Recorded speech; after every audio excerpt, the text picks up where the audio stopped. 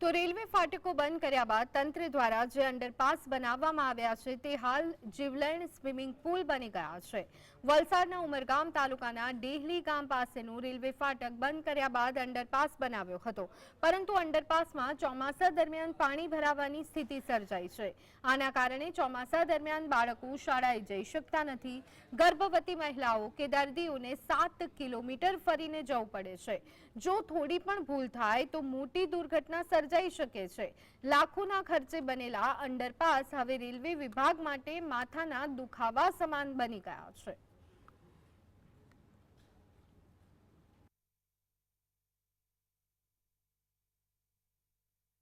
ત્રણ ફરિયાના માણસ અહીંથી નીકળવાનો રસ્તો હતો એમ।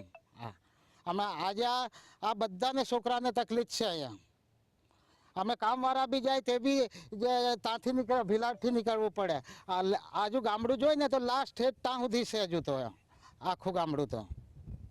અને આ દિવાલ બની ગઈ એટલે ત્યારથી અમારે કંઈ નહીં, કોઈ બી રસ્તો અમારે કરી આપતો ચાલતું જવાનું સાધન નહીં જાય, ચાલતું જવાનું બી તકલીફ અમારે એમ, ચાલતું બી નહીં જઈ શકે એમ।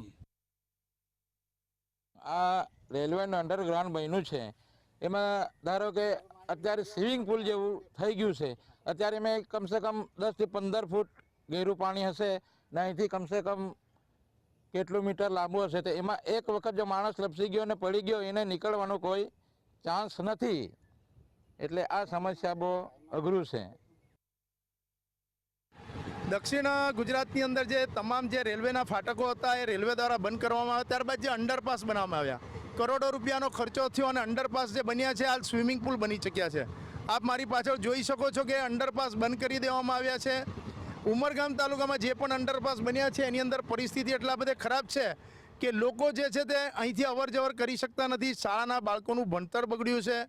કામદારો જે છે એમના માટે પણ બહુ વસ્તુ જે છે કે કોઈક દવાખાને જવું હોય તો અંડરપાસમાં પાણી ભરાવાથી એ લોકો અવર જવર કરી શકતા નથી। એમને લગભગ 5 થી 6 કિલોમીટર સુધીનો ચક્રાવો કરવો પડે છે। અહીં જે લોકો છે એમનામાં ભારે નારાજગી છે।